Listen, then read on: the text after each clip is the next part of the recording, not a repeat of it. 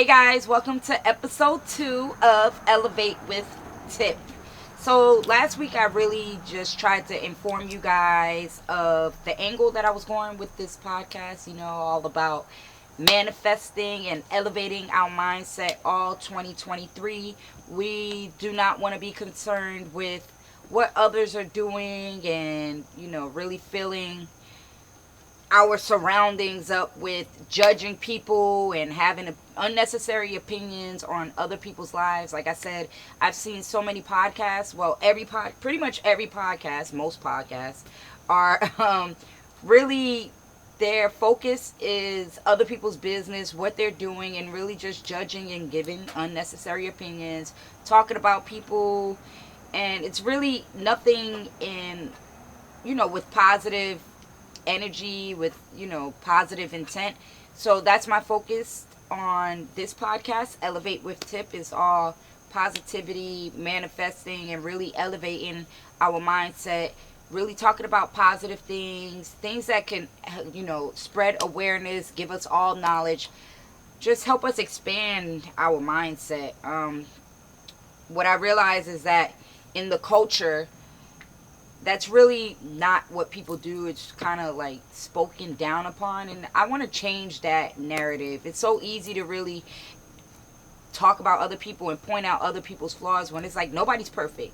How am I going to talk about this person and what they got going on when I have a million flaws about myself and a million other things that I could be focused on for myself, for my family, for my friends, and just there's so many things that I can share and I could spread, and I could, just try to help the culture and change the narrative and change people's mindsets, other than us sitting and talking about people and pinpointing and picking at things that just, it's not going to get us paid. It's not going to help us mentally or anything. So, like I said in the first podcast, I really just showed you guys the angle that I was going to take for this podcast. And this time around, this episode is really focused on me. I want to help you guys understand me, where I came from, what I've been through, and why my mindset is the way that it is, and why I am here.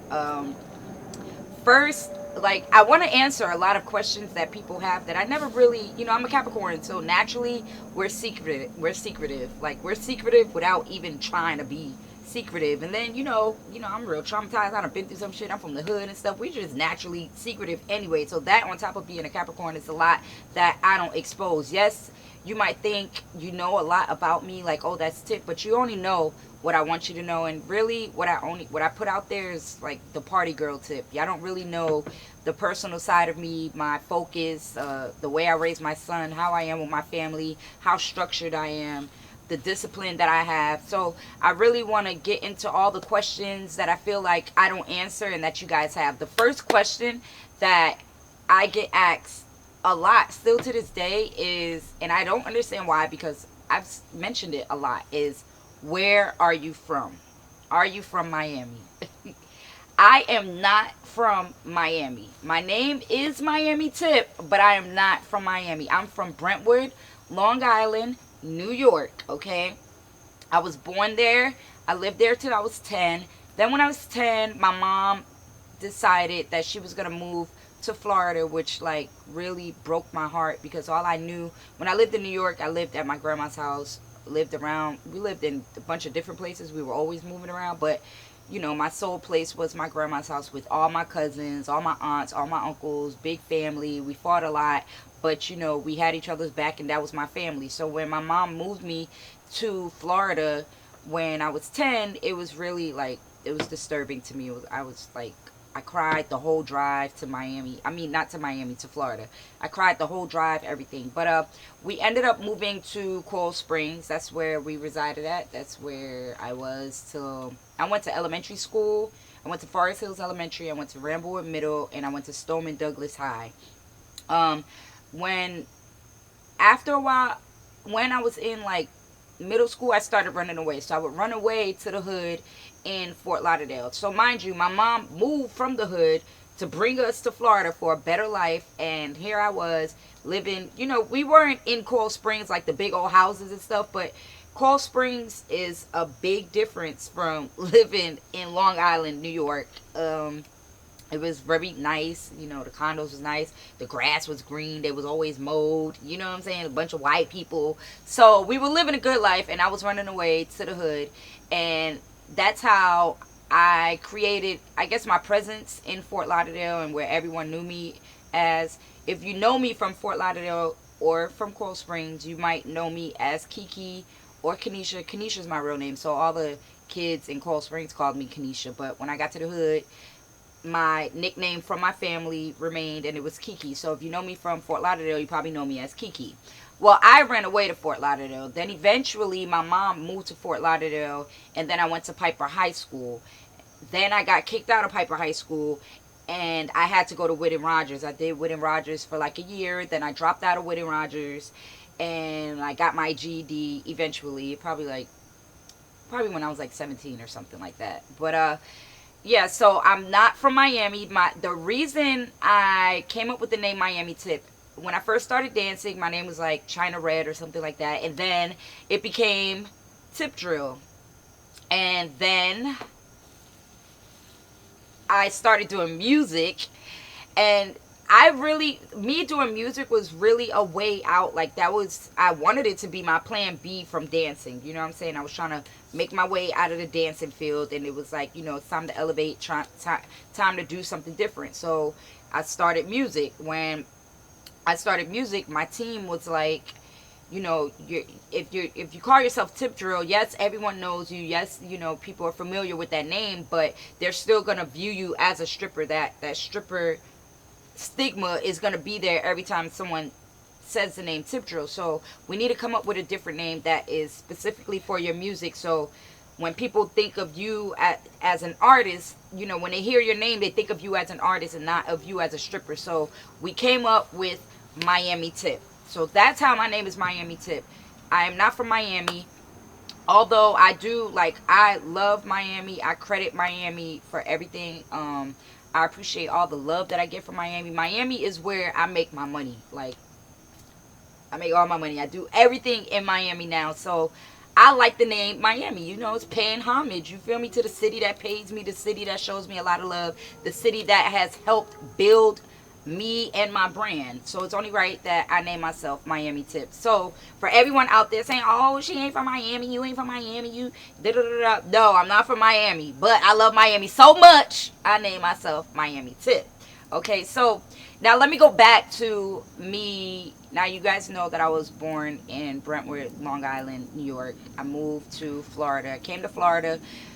I was acting out. I was rebellious in school because I didn't want to be here. And then, my mom was gay, and my mom never talked to me and said, I'm gay, or me being a kid, being gay was always looked down upon. It was like, ew, you're gay.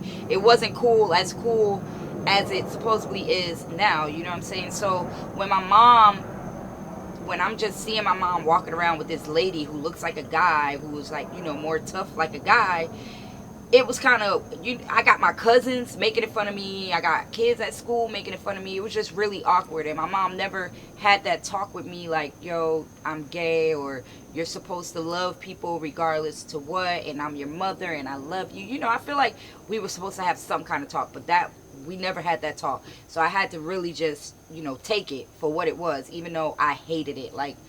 I hated it. The kids would tease me. My cousins would tease me. It was bad. It definitely had some kind of impact on my mental as a kid. After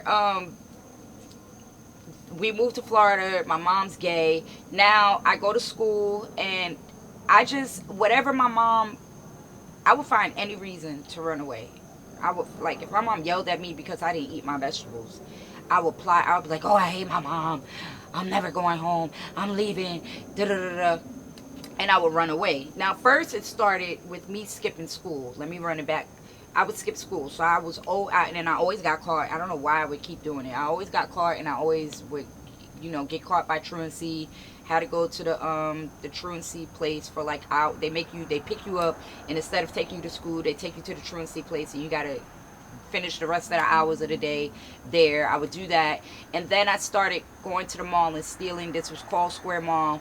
We started stealing little stuff, probably from like Claire's and stuff, and then I started moving up, and then I would go to I don't know what possessed me to go to Macy's, because Macy's got them cameras that would zoom up. Like, Macy's could tell what time it was on your watch. That's how close that they could zoom up on you. So I started going to Macy's. I started stealing from there. Like, I was Tommy down in school. My mom ain't have it like that. Like, we were living in Coral Springs, and it might have looked like we were supposed to be rich, but we were struggling, you feel me? So I would go to school and I would steal all the Tommy stuff. So I was fresh as hell in middle school. I was always fresh.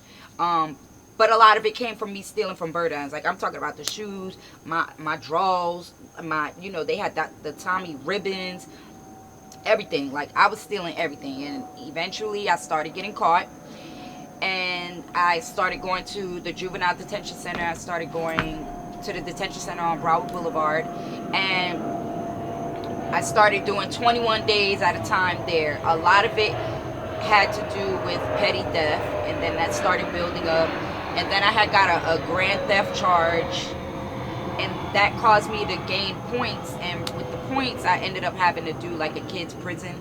They have like programs where it's like level 2, 4, 6, 8, and 10, and 10 was like being the highest. I had to do a level 6, and level 6 was supposed to be 6 to 9 months. I ended up having to do extra time, I believe, for fighting or something like that. And this was way out in Allapattah, so my mom would have to drive all the way to Allapattah to come see me and come visit me. And we used to have to like mow the lawn, wake up, make our beds, mow the lawns. Like, it was really like prison for real. And I hated it, and it was crazy. But guess what?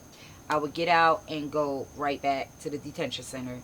I'm really trying to remember everything in my life, because I really want you guys to know a lot of the things that I've been through, and things, that have helped my mind or had an impact on my mindset.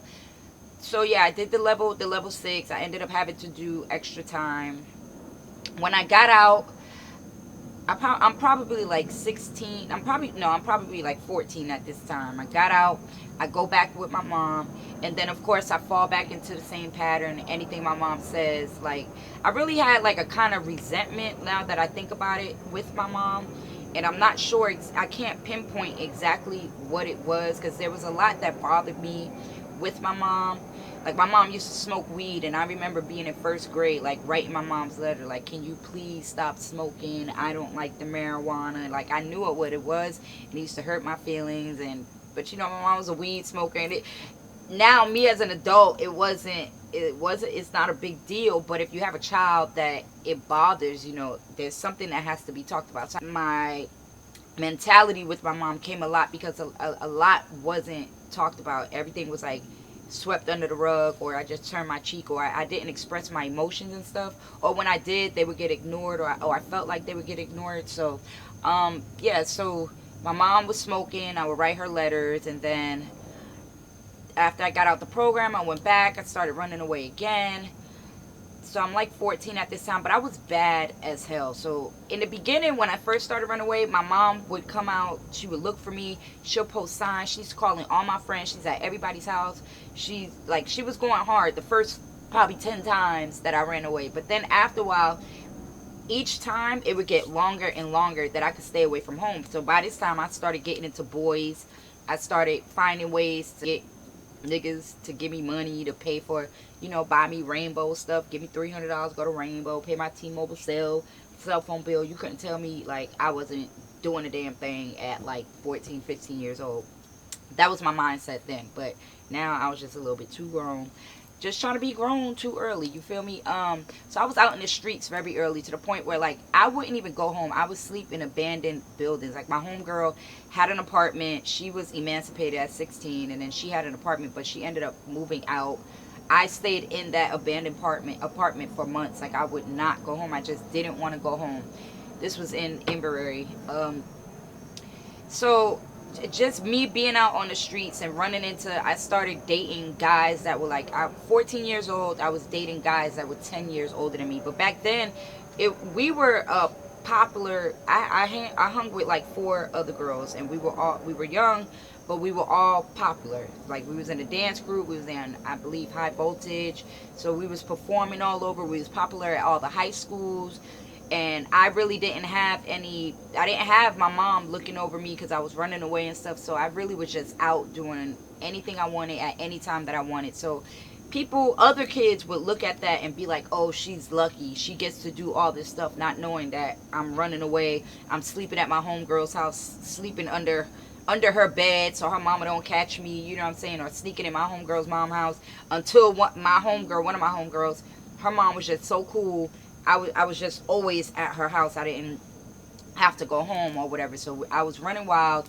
I didn't have no structure, didn't have no curfew time or nothing. And I was doing it so much that every time I ran away, it would, like, the time, like, at first it went from 2 days running away, then going home, then it went to 10 days, and then it went to, like, being away for 60 days, you know what I'm saying? After a while, my mom, I don't want to say she gave up, but it just became too much. You know, she had another kid, she had to work, they still struggling and stuff like that. At 14, I came across my baby daddy. He was 24. We were at this club called Chili Peppers, and like I said, we were already popping. Then we were cool with one of the biggest promoters in Fort Lauderdale. He has all the clubs, has all the celebrities hosting. So I've been around, like, celebrities and skipping the VIP line since I was like 13. So one night he asked us to, he was having a big old New Year's Eve party at Chili Peppers, and he wanted us to waitress. So we agreed to waitress. Now we're like 14, 15 years old. I meet my baby daddy. I lied, I told him I was 18. And then we ended up dating after that. We ended up messing around. I ended up running away from home, going to stay with my baby daddy. After a while, I feel like he knew that I was 14. Because if you're 24 and I'm 14, there's a lot of restrictions that I have. You can tell by the way that I was talking. There's a lot of stuff that I didn't have. Like, I feel like he knew that I wasn't 24. But I wanted to be away from home so bad. I wanted to be on my own. Here my baby daddy is. He has his own house. He got his own car. So it was, you know, it was convenient at the time. So I was doing whatever to stay there. Like, so after a while, I think my baby daddy realized that I wasn't going home. I didn't have anyone, he thought. And he started beating on me. He would beat on me so bad. Like, one day he put an iron to my face. Like, he used to threaten me, and it was like, don't leave this house. Meanwhile, I would be in the house, and he would have his other two kids, and I would be babysitting his other two kids while, you know, he's telling their baby moms, oh, I'm going to take the kids. But he's leaving them in the house with me, telling me not to go nowhere, while he's cheating on me with a lady that's his age. And I used to play on this lady's phone and everything. I get pregnant. My mom finds out because I'm still young and retarded. When I go fill out the Medicaid papers, I put my mom's, you know, my initial home address, which is my mom's home address. One day I pop up at my mom's house. I got on this big Nike sweatsuit, but I'm like 6 months. I don't want to tell my mom that I'm pregnant. And my mom is like, you got something to tell me, or let me see your stomach. And she tells me she knows that I'm pregnant. I'm like, how the hell? My mom's a sidekick. How she know I'm pregnant, girl? Come to find out, I done said to put my mom's address on the Medicaid bill. So my mom knows that I'm pregnant. She finds out about my baby daddy being his age. She calls my baby daddy. She calls his mom, and she tells him my daughter is, you know, she's 16. She shouldn't be pregnant by this guy. He shouldn't be messing with her. All this stuff. So I have my baby. My baby daddy comes to the delivery half drunk. Like, it was just a whole mess. He comes to the delivery half drunk. I didn't want him there. He smelled like straight Hennessy, whatever. So yeah, I had a baby by my baby daddy, who's 10 years older than me. I've dated a couple men that I feel like knew that I was 14, because, you know, they dope boys. They riding in they dunks. We getting dressed to walk to the corner store. And, you know, we popular. So it was easy for us to get these older men that I feel like knew we were younger, because they would have whole situations, girlfriends and wives at home, and would still mess with us on the side.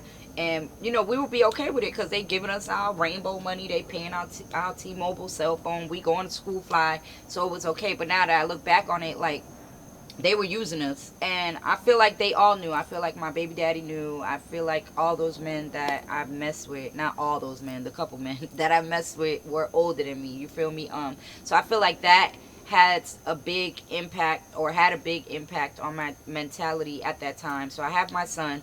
After I have my son, I'm still not with my mom. But my mom, it's still like I'm in and out of my mom's life. Like I would go when I wanted to, and they were still struggling. And for me, it was just hard. Like my mom would be happy that she made $75 after working all day, and I'm like, man, I got to do something to get my mom out of this. Now let me go back. When I was pregnant, my mom ended up having to go to jail for a year and a day for her license, and y'all know Florida, Broward County specifically, do not play about your license. You're gonna get a year and a day being a habitual offender at any given moment. She ends up getting a year and a day, and I had to do, I went through most of my pregnancy alone. So my mom had a 1-bedroom apartment or 2-bedroom apartment, and she left like 7 months worth of rent and like, a little bit of money for me to take care of myself during that time. But after a while, the money started running out. I probably was spending it crazily. So I ended up getting a job at McDonald's. And I'm working the back drive-thru at McDonald's. And every chance I got, I would overcharge people and then save the money. And at the end of the night, I would calculate how much money I took. And then take the money out the drawer. And then I was also working at Workforce One, which they give out like vouchers, bus vouchers, TJ Maxx vouchers, and stuff to people to help in the community. And I was stealing the vouchers and selling them, and then I was also stealing the vouchers and getting my son a whole bunch of clothes. So my son, before he was even born, he was fly as hell, because I was going to TJ Maxx and Ross and getting him polo down, Coogee down. He was fly. You couldn't tell me nothing. During my pregnancy, I did it without my mom, and I did it without my baby daddy, because he was also in jail. And then half the time he was in jail, the other half he was ignorant, didn't want to come around, didn't want to claim me his baby, telling me my baby ain't his. Meanwhile, this man done had me damn near locked up in a house. So at 18 years old, after I have my son, I get tired of seeing my mom struggle, and I'm like, something got to give. I had a homegirl she was dancing already. So we're like 17. She was already dancing, and she's like, I got this club. It's called Angels. This was like right before I turned 18. She's like, they're not gonna ask you for no ID. You could come work, all that stuff. So I go to Angels and I start dancing. Now let me go back again. At 16, for 2 weeks, I go to Club Ecstasy, because my homegirl was dancing there. And I go to Ecstasy, and I was hanging out with her for the first few nights, and the owner comes up to me. He's like, why are you not dancing? I'm like, oh, I just came from Jamaica. I don't have my identity. I don't have my identification or nothing. I'm waiting for my passport. I told him some lie to let me dance. He let me dance for 2 weeks. After 2 weeks, he was like, okay, we need your ID. You don't have no papers. Where your papers at? We need to see identification. So I just stopped going. So that was my first stint at dancing, and that first day I went to Club Ecstasy, I made $700, and I was just like, oh hell yeah. But then shortly after I found out I was pregnant, I went through everything alone during my pregnancy. I became so attached to my baby, because it was just me and him. Like, he was in my stomach. I was like so in love with my son. Like, y'all do not even know. It was just me and him. So when I turned 18 and I see my mom struggling and I needed money, my homegirl was dancing at Angels, and I went to Angels and I started making money. And I never made over $1,000 until I hit Miami. Now, Angels is Miami, but it wasn't until I went to Diamonds, which was before G5. That's what it was called. But I started at Angels in the hood with the little Haitians. It was a little hole in the wall, you know what I'm saying? But I'm getting money. I'm 17, 18. I buy me a two-door Cougar. I put some 22s on it. I had the 3 DVDs, the one in the front, the 2 in the headrest. I had the music bumping, you know what I'm saying? Like, I'm doing my thing. At 18, I get my own apartment. It's just me and my son. I'm doing good. I wasn't really drinking. I didn't really start drinking or dabbling with drugs or anything until I turned 21. So when I first got in the game, I never had a goal of I'm going to be the top stripper, or I want to be known, or I want to be famous. My only goal was to take care of my family. There was no intention of being the it stripper or the one to change the game or nothing like that. I really just wanted to my whole purpose has always been to take care of my family and keep us in a better position than where we were coming from. So when I started dancing and I'm making all this money, of course I'm making it fast, I'm blowing it fast. My thing was cars. I always stayed with a new car, but it wasn't like I knew about credit or anything. I would spend $20,000 on a car, like a down payment on a car, and be paying $1,000 a month and crash that car, and then go back and spend another $30,000 on a new car, be spending $1,500 a month, like just crazy dumb stuff when you don't know, you know what I'm saying? So my mom was in my life, but she was in a messed up relationship. When my son turned 7, I realized, I needed a little bit more help, and I needed someone that I could trust, because I was hands on with my son. Like, it was, come home from school, you sit down, you do your homework. After you do your homework, you could play for a little bit, you brush your teeth, you go to bed. Like, very structured. I was raised like that, so I passed it on to my son. And I knew that, when I started making even more money, I started working even more, then I started drinking. I needed help of someone that I could trust. I didn't want my son to be dropping him off. I never was the type to before I dropped my son off at anybody's house, I would stay home from work. So I just needed someone I could trust. I moved my mom. I'm like, look, you're going through it in this relationship. Why don't you move in with me? You could help me. I could pay you. You could live bills free, whatever. Just help me with my son. So that's how my mom came into the picture, helping me with my son. Has been my ride or die since then. From like when my son was 7 till he was about 13, my mom lived with me, and I had that help. After a while, I started getting into drugs. I got into drugs first before I started drinking. I started getting into ecstasy. This was back when ecstasy was pure. So I'm on ecstasy. I'm going to work. I'm doing the pole. Like, I'm just crazy. I'm feeling myself. I'm getting money. You high off X. You spending money stupidly. It was definitely a time to be alive, but it had a major impact on just my whole life, my mentality, everything. After ecstasy, I probably was like 2 years on ecstasy. Then I started getting skinny. I started making like crazy decisions. It was a crazy experience, or a crazy time period in my life. After that, I started drinking, but I didn't drink a lot. Like, I would just take like one drink. I didn't really like the taste of drinking. I never got into weed because, like I said, my mom started smoking weed when I was young, and I just hated anybody who smoked weed. I hated weed because of that. So I never got into smoking weed. I still don't smoke weed. I feel like I'm the only person in America who does not smoke weed. But my mama still smoke weed. Like, that's crazy. But so I started drinking. I didn't drink heavily in the beginning, but it wasn't until after my accident. So now this is another thing that people always ask me about. They always ask me about my accident. I never really told the story, like, just straight on tell the story. So a lot of people say, oh, you were drunk. I was not drunk. I wasn't drinking before my accident. I wasn't drinking like that. Like, I was able to have one shot or one drink and be okay. One night, let me go back. My homegirl, who I was really close with at that time, she was suspended from the club from KOD, King of Diamonds, for like 2 years. And she's like, please, I'm going back. I gotta go back. I want you to come with me. I'm scared, whatever. She was nervous. She wanted me to come with her. And I'm like, damn, I don't work Fridays. At that time, it wasn't worth it to work Fridays. I would just wait for Monday to work.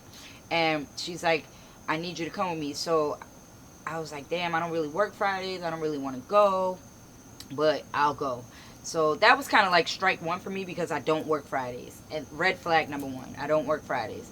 Then I didn't really want to go. Then I overslept. So it's like 1:30 in the morning. I'm like, this girl is not going to want to go. It's 1:30 in the morning. We're not going to want to go. I call her. I'm like, damn, bro, I overslept. So she's like, it doesn't matter. I want to go. That was red flag number 2. I overslept. We still go to King of Diamonds. We walk in. I'm like, let me get 2 shots of peach Ciroc, because that's what I was drinking at the time. And we grab the drinks. We go upstairs. She doesn't want her shot. So I'm like, all right, I'll take the shot. So then they come upstairs. They're like, Tip, it's some guys from London.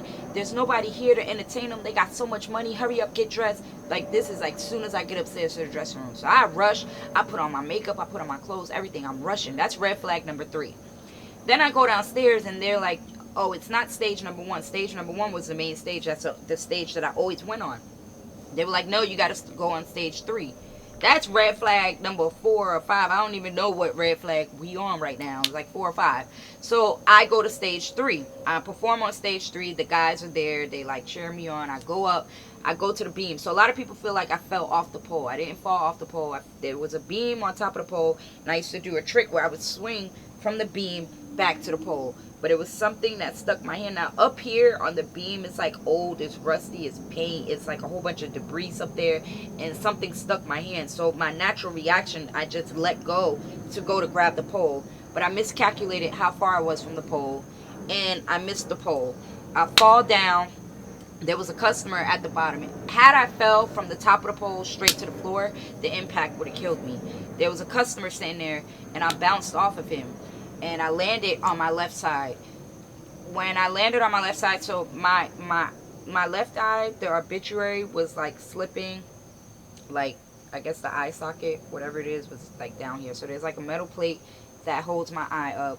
I broke my jaw. So if you look at my face here, one side is puffier than the other, which is here, is because I had my jaw wired for 6 weeks, and then at like the end of the 6 weeks, they told me I had to do another 6 weeks, and I was like over having my jaw wired. I was like, I'm not getting my jaw rewired, because for it to heal, it wasn't healing right. Okay, so I'm like, no, I'm not doing another 6 weeks. They're like, well, if you take off your wires right now, your jaw is not going to heal properly, and you're going to have to come back. I was like, fuck it, take it off. So they took it off.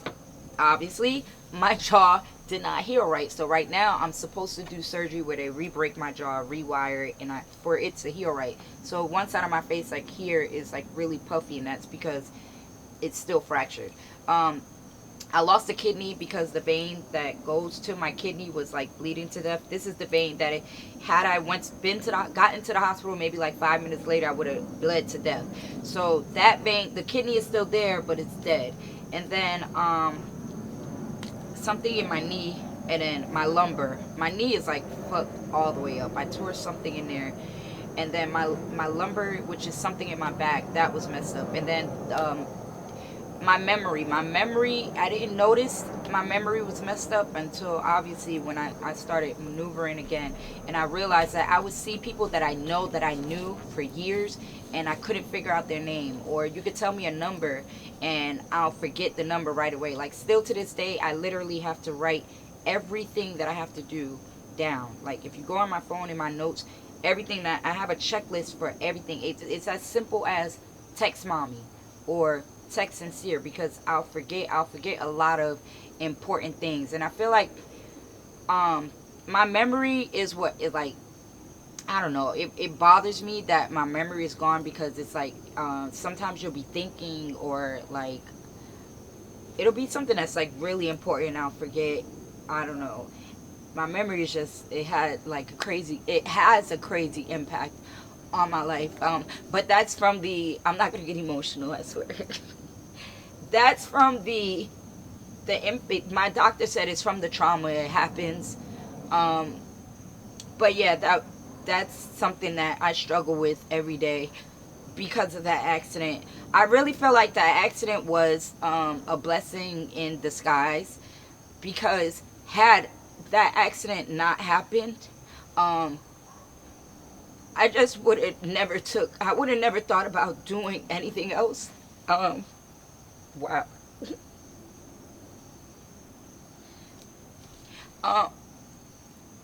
Before the accident, there was like never no plan B. I would make 10,000, 20,000 in a day and spend 10, 20,000 the next day. It was never, no, I'm going to buy a house, I'm going to invest my money or anything. I never had any dreams to do anything. Like, I was solely like, I felt like that moment was going to last forever. To be able to dance and then go make all that money, I just felt like that was going to last forever. And then my mom, coming from where she came from, didn't have the financial literacy to even direct me or steer me in the right way. All my mom knew was to have my back through whatever choices I made. So after I fell, it was kind of like I had to take 2 years off, because mentally, I was traumatized. I didn't want to go back to dancing.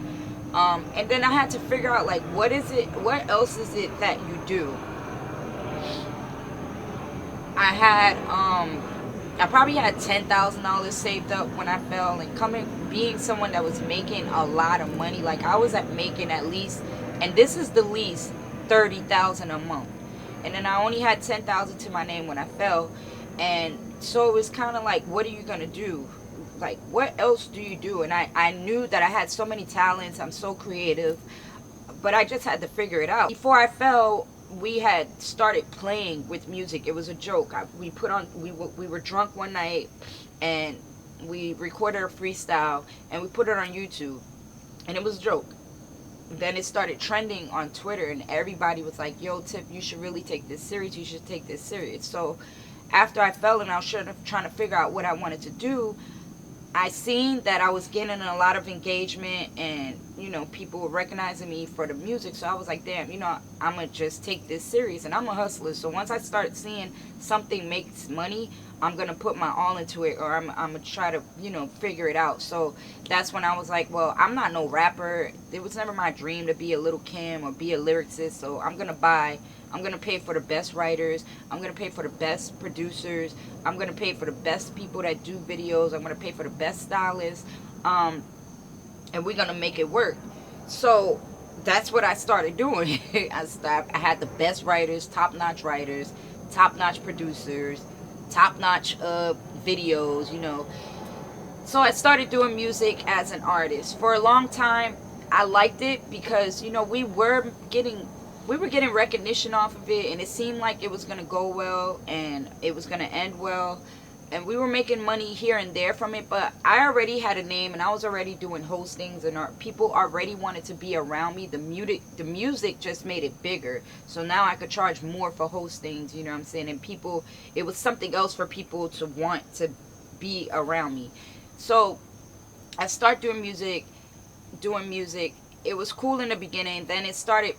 I spent over 350 grand on myself. Like, I'm invested in myself. But what happened was, I started doing music, but I didn't have, like, it wasn't like I had 100,000, 200,000 put up to play with music. Like, music is not cheap. So I was going to work every night to make what I needed from music. And then I feel like we kind of did it backwards, because we would spend 10, 15,000 on a music video and then not have the money for promo. So now I got to go back to work and work my ass off and make the money that we needed for promo, if we needed 10, 20,000 for promo. So I feel like we could have, if I could do it all over again, I would spend $300 on a video and put 10 grand into promo. You know what I'm saying? Versus 15 for a video, 10 and 20 for a promo.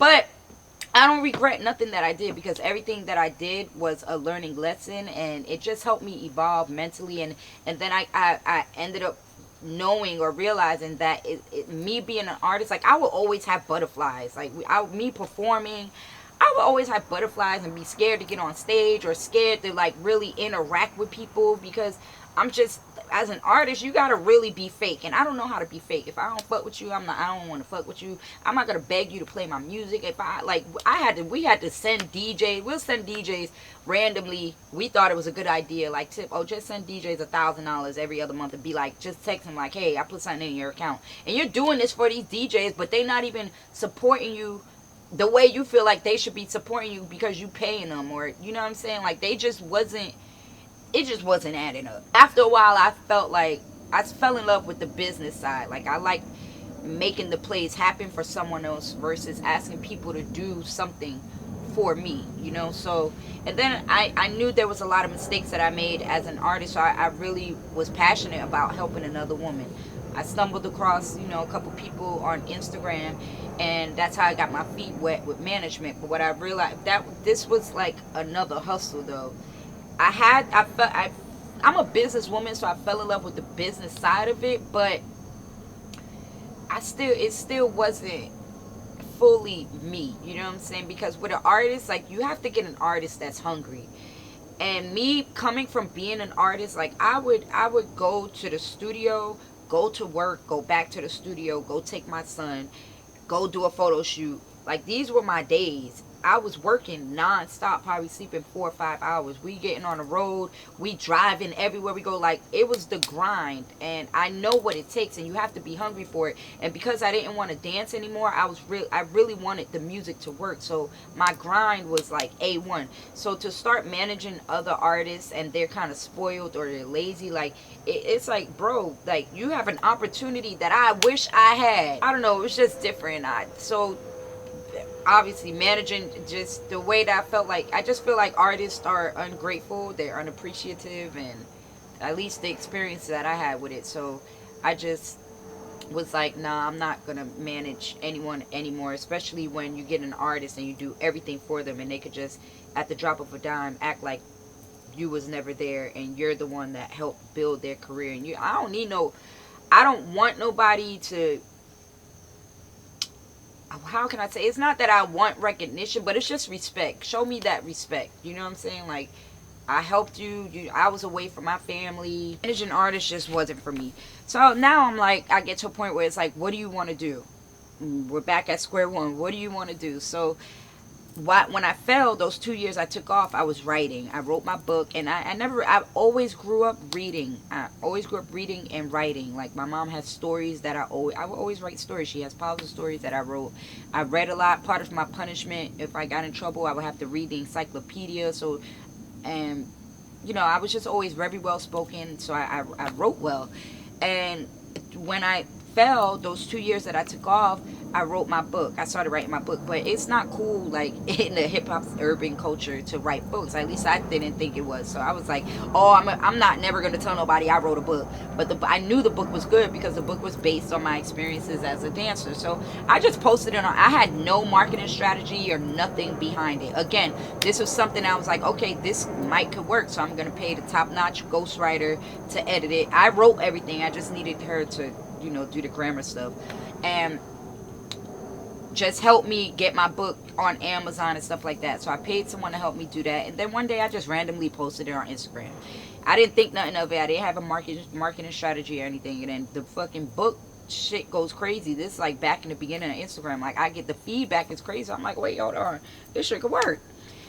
But it still wasn't making me, I wanted that quick money. Instead of really trying to learn how to invest in this and flip it and make it work for me, because authors make a lot of money. Like, I want $10,000 right now, and that's not what the book was giving me. So I would put it on the back burner, and every once in a while I would just, post a book and see the feedback, and it would motivate me. But then it was like, damn, I only made like $1,000 today. Selling books is not enough money for me, because I always had the strip club to fall back on. I don't regret my mindset throughout my journey, because it got me to where I am today. So now I'm okay. After music and giving up on management, I'm just like, what am I gonna do now? And obviously, I'm like, well, I love to write. Like, I don't get nervous writing. I'm in my, like, I could write all day. I'm at peace when I'm writing. And I'm like, you can make money being an author and writing stories. And I have hella stories. I have hella ideas. I'm extremely creative. One thing a lot of people don't know about me, I know how to draw very well. Like, freehand draw. I'm just really creative. So I'm like, let me pay attention to my book. So, which led me back to now coming up, getting my book together the right way. I finally got a publishing company. My book is published with Page Publishing Group. I came up with a marketing strategy, and really what I do is I write a lot, and my plan is to turn my book into a TV series, and I'm working on that right now.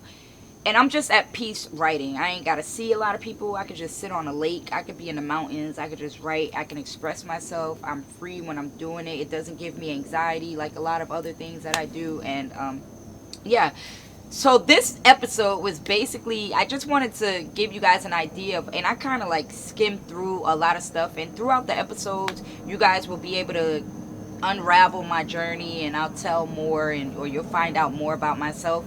But I really just wanted to kind of give you guys a little something about where I come from and why my mindset is the way that it is. And I really, I'm at the point in my life, like I said, I don't know, I said it in the last episode that I gave up drinking. I'm at the point in my life where it's just time to elevate all around and really take things seriously and focus, so that I can get out of the strip club, because that whole nightlife was like smoke and mirrors for me. I was just very comfortable. I was never thinking about a plan B. I was never thinking about what I was going to do. I never had a purpose, and it wasn't until recently that I just went through this whole months of darkness and I had to take myself apart and dissect myself to where I realized like what my purpose in life is. And I just know that there's a lot of people out there like me who feel like you can't show your vulnerability, or you can't express when you're having bad days. And I just want to be that outlet for everyone. So yes, this was episode number 2 for Elevate with Tip, and I look forward to talking with you guys next week. My next guest is going to be my mother. That's my first guest of Elevate with Tip.